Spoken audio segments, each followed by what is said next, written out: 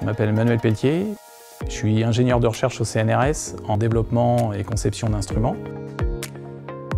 Je suis d'abord rentré au laboratoire environnement et minéralurgie et depuis 2013, je suis affecté au LIEC, le laboratoire interdisciplinaire des environnements continentaux.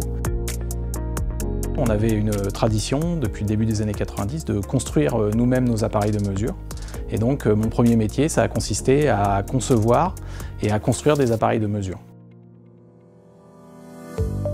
En ce qui concerne le terrain, ça ne va pas forcément être des développements instrumentaux gigantesques avec des gros moyens qui mobilisent beaucoup de personnel et beaucoup de compétences. En revanche, c'est des besoins souvent très pointus. Par exemple, on va construire un mini laboratoire de terrain qui, à partir de composants qu'on peut trouver sur étagère, va nous permettre d'effectuer un certain nombre de mesures physico-chimiques et chimiques rapidement in situ sur le terrain.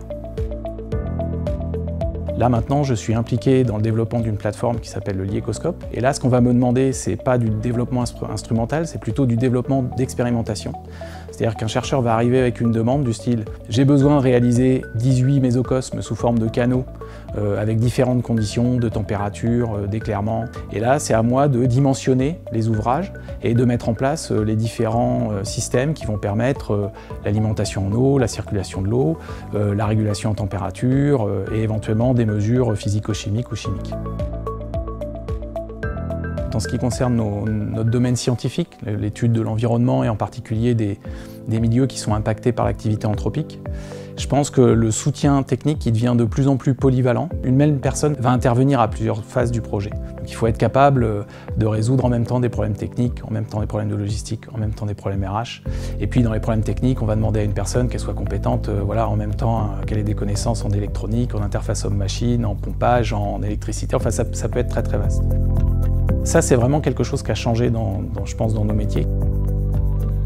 Ce que je vois aussi, c'est que ça implique en fait de travailler de plus en plus en réseau. Je suis l'animateur d'un réseau qui s'appelle le réseau management de projet à l'INSU, où là, on partage des compétences, par exemple, en gestion de projet. Et je pense que maintenant, c'est vraiment une ressource importante pour les agents d'aller chercher ces réseaux-là. Depuis 2018, je suis le directeur technique du LIEC, le laboratoire interdisciplinaire des environnements continentaux. Mes fonctions principales sont d'abord des fonctions d'encadrement et de management. Et je suis aussi donc membre du comité de direction de l'unité. Et à ce titre, je pilote un certain nombre de projets qui sont transversaux à la vie des services. D'une manière plus générale dans ma carrière, je pense que j'ai toujours eu le souci de travailler pour le collectif, d'être vraiment en soutien aux chercheurs, mais pas seulement, aussi en soutien au personnel d'appui à la recherche. J'ai toujours souhaité que les gens puissent vraiment être heureux quand ils viennent au travail. C'est pour ça aussi que je me suis investi dans des tâches d'encadrement et on va dire de RH. Et c'est pour ça aussi que dans la suite de ma carrière, j'espère m'investir encore plus dans la direction d'unité et en particulier du LIEC dans l'avenir.